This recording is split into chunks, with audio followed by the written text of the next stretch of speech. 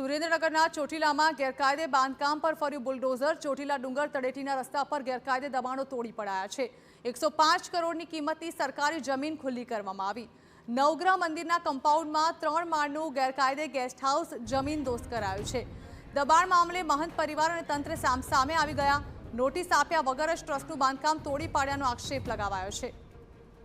તો યાત્રાધામ ચોટીલા ખાતે વહીવટી તંત્ર દ્વારા દબાણ હટાવવાની મોટી કાર્યવાહી હાથ ધરવામાં આવી છે। ડુંગરની તળેટી વિસ્તારમાં નડતરરૂપ દબાણો દૂર કરી અંદાજે 17 એકર જેટલી સરકારી જમીન ખુલ્લી કરાવવામાં આવી છે। 105 કરોડની કિંમતની જમીન પરથી દબાણો જમીનદોસ્ત કરાયા છે। ચોટીલાના મહંતના પરિવારે દબાણ મામલે વિરોધ નોંધાવતા પોલીસ દ્વારા મહંત સહિત પરિવારજનોને પોલીસ મથકે લઈ જવાયા હતા। મહંતના પરિવારજનોનો આરોપ છે કે વગર નોટિસે ટ્રસ્ટનું બાંધકામ તોડી નાખી મહંતને પોલીસ મથકે લઈ ગયા, જેનાથી સંધ્યા આરતી પણ ન થઈ શકી।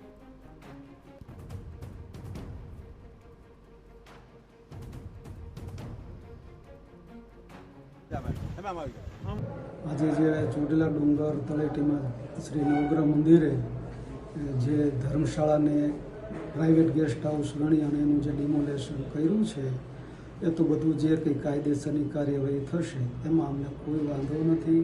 સરકારી છે, કાર્યવાહી થાય એમાં મારો સહકાર છે। પરંતુ હાલ અમને બધા પૂજારીઓને અહીંયા ચોટીલા પોલીસ સ્ટેશનમાં ડિટેન કરેલા છે। તો અમારે ત્યાં પૂજા આજની જે સંધ્યા આરતી જે છે એ સંધ્યા આરતી બાકી છે। તો અમે ત્યાં સમાચાર મોકલાવ્યા એસડીએમ સાહેબને, મામલતદાર સાહેબને।